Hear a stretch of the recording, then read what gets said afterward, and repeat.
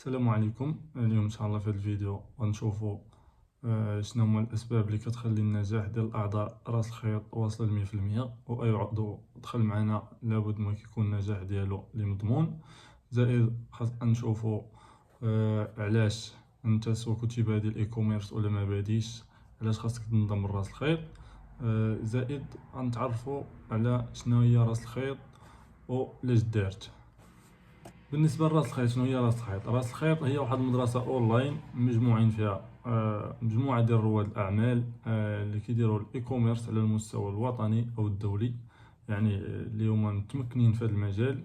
كيعاونوا فيها الشباب اللي يلاه بادين من الزيرو، يعني اول خطوه غيديروها هي داخل راس الخيط، او ديجا بادين يعني عندهم بزاف ديال المشاكل، كيحاولوا يعاونوهم ويوجهوهم.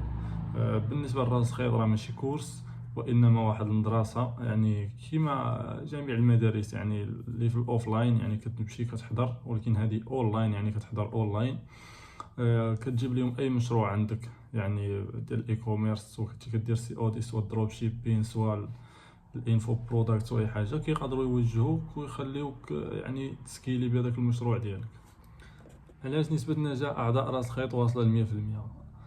بكل بساطه انه اي منبر دخل تما كيتم التوجيه ديالو والمينتورين ديالو بواحد الشكل اللي دقيق ومبسط، واي واحد يعني كيف ما كان المستوى ديالو يقدر يعني يستوعب دوك المعلومات وداك الشيء اللي كيعطيه. يعني ديجا واخا يكون عمرو مشى البيسي، المعلومات اللي مشروحه تما مبسطه، استراتيجيه هي فريمون واعره ولكن هي بسيطه كيفاش تخدم. زائد انه كيكون واحد المينطونير اللي واعر، يعني ماشي كورس اللي غنعطيه ليك تمشي تفرج فيه طبق تقدر توحل شي حاجه، لا. كاينين الفيديوهات كيشرحوا داك الشيء، الناس كتطبق، كتجي ليميتين كتفرج، عندك شي مشكل طاحتي فيه كاين الشاط يعني كتسول فيه.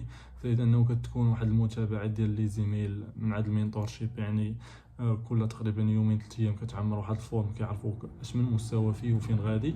هذاك الايميل كيخول لهم انهم يعرفوك فين وصلتي انت، وكيتم التوجيه ديالك بشكل دقيق. هاد القضيه هي اللي كتخلي اي منبر في راس الخيط ينجح بواحد الشكل اللي 100%. يعني مثلا اي منبر راه كيدير غير كوبي كولي لهداك الشيء اللي كيتعطاه. هاد القضيه اللي كتيفيتي عليه انه يخسر بتاتا. بالنسبه علاش خاصك تنظم راس الخيط؟ راس الخيط كما ديجا شرحت لك فيها واحد الناس اللي خبراء في الميدان. انت كمبتدئ ولا لا بادي غادي ترتكب بزاف ديال الاخطاء، يعني بزاف ديال الاخطاء اللي يخليوك يا اما هذوك الاخطاء تقدر تصبر معاهم وتقدر تضرب واحد المده باش تبان لك ريزلطا، هي هذوك الاخطاء ما يخليوش تكمل وغتنسحب وغتقول هاد الدومين ما فيش. راس الخيط غادي تختصر عليك الاخطاء اللي غترتكب، غتزودك باخر استراتيجيات والدعم اللي غيكون فيها اللي يخليك انك دغيا تبان لك ريزلطا. هذه خلاصه علاش خاصك تنظم راس الخيط. بالنسبه لهذا الفيديو هذا الشيء اللي كان فيه، ان شاء الله نشوفكم في شي فيديو جديد اللي غنتكلموا على شي مواضيع من هذه المواضيع ديال التجاره الالكترونيه. والسلام عليكم.